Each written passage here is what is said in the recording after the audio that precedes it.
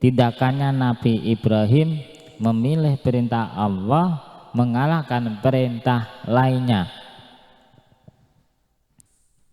Yang kedua,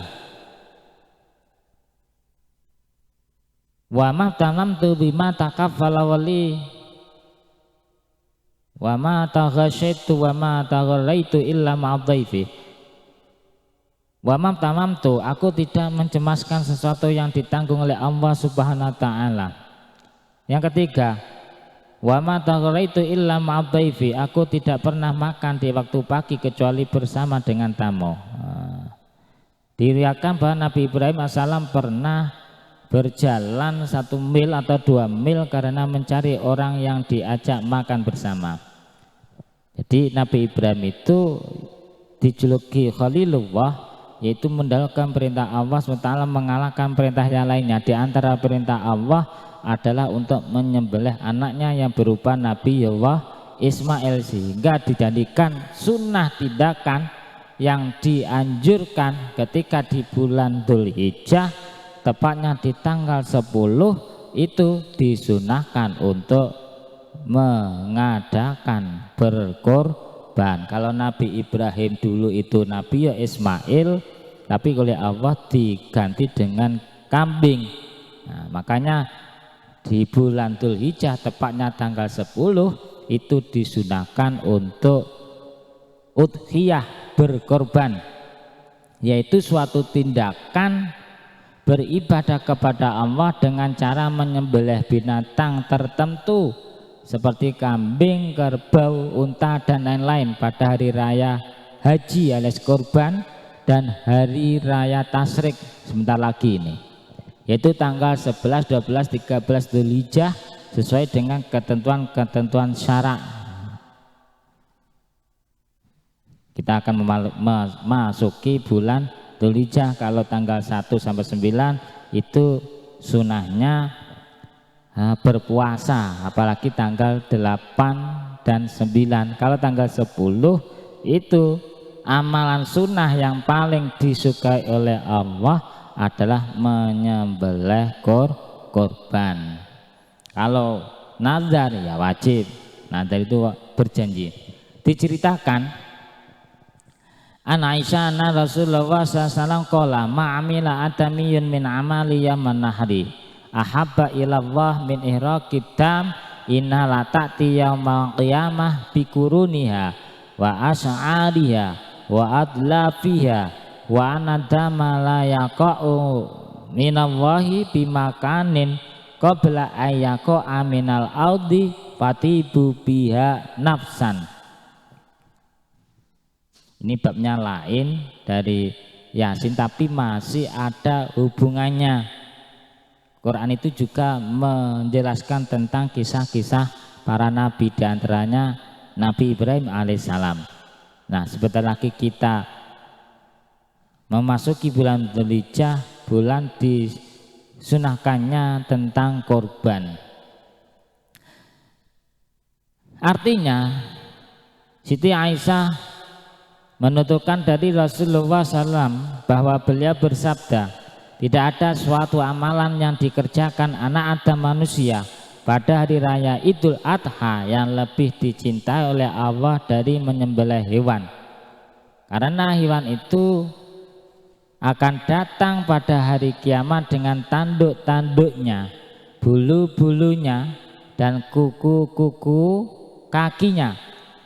Darah hewan itu akan sampai di sisi Allah sebelum menetes ke tanah, karenanya lapangkanlah jiwamu untuk melakukannya. Hadis Hasan riwayat Tirmidzi, Imam At-Tirmidzi dan Ibnu Majah.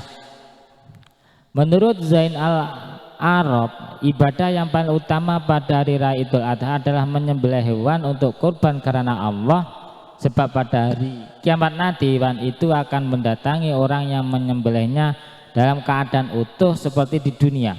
Setiap anggotanya tidak ada yang kurang sedikit pun dan semuanya akan menjadi nilai pahala baginya. Kemudian hewan itu digambarkan secara metaforis akan menjadi kendaraannya untuk berjalan melewati Sirotol. Demikian ini merupakan balasan dan bukti keridhaan Allah kepada orang yang melakukan ibadah kurban tersebut. Diriwayatkan juga dari Abu Hurairah, Rasulullah SAW bersabda, siapa yang memiliki kemampuan untuk berkorban tetapi ia tidak mau berkorban, maka sesekali janganlah ia mendekati tempat sholat kami. Hadis riwayat Ahmad dan Ibnu Majah. Mangkana lahu sa'atun walam yutohi fala yakrubana musallana. Roy Ahmad Ibnu Majah. Siapa yang memiliki kemampuan untuk berkorban tetapi ia tidak mau berkorban, maka sesekali janganlah ia mendekati tempat sholat kami. Masih banyak lagi sabda Nabi yang lain menjelaskan tentang keutamaan berkorban. Bahkan pada hadis terakhir disebutkan bahwa orang yang sudah mampu berkorban tetapi tidak mau melaksanakannya, maka ia dilarang mendekat tempat sholat Rasulullah, tempat majelis kebaikan lainnya.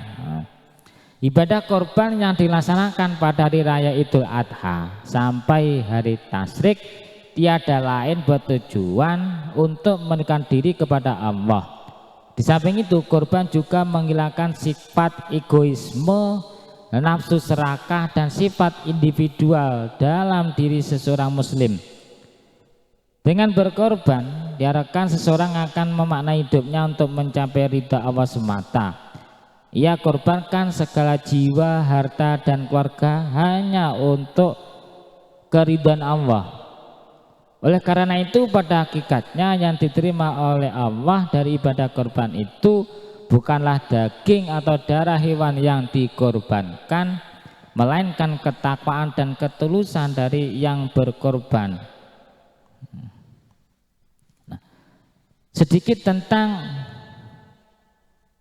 korban. Hukum korban udhiyah.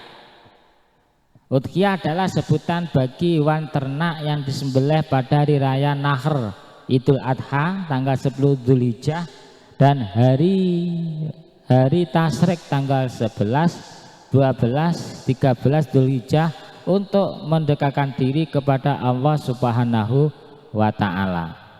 Hukum berkorban hukumnya sunnah kifayah muakkadah yang ditekankan. Sehingga bila salah seorang anggota keluarga telah melaksanakan, maka sudah mencukupi menggugurkan tuntutan untuk mereka semuanya. Ini di dalam kitab Fathul Qorib diterangkan, wal udhiyatu sunatun muakkadatun alal kifayah. Faida atabiha wahidun min ahli baitin kafa'an jamihim wala tajiba udhiyah illa bin nazri. Berkorban hukumnya adalah sunnah yang ditekankan atas dasar kifayah. Maka apabila salah seorang dari ahli rumah suatu keluarga telah mengerjakan kurban, maka cukuplah seluruh mereka dan tidak menjadi wajib satu kurban kecuali sebab ada nazar. Berkorban itu kriterianya ada. Kriteria hewan kurban, hewan yang cukup sah untuk kurban yaitu pertama domba. Domba itu yang berumur 1 menginjak 2 tahun. Kalau 1 tahun ke bawah gak boleh, harus 1 tahun menginjak 2 tahun. Jadi umurnya domba yang dijadikan korban itu 1 menginjak 2 tahun. Yang kedua,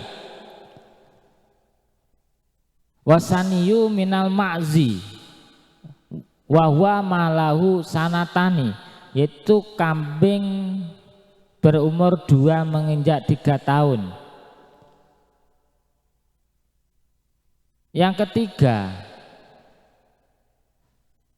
wasaniyu minal ibil malahu khamsu sinina, unta yang berumur 5 menginjak 6 tahun. Wato ana fisadisati, unta yang berumur 5 menginjak 6 tahun. Yang keempat, sapi yang berumur 2 menginjak 3 tahun.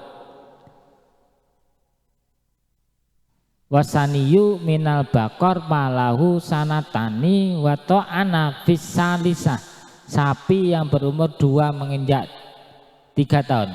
Nah, waktu dizual batanatu ansab atin, unta itu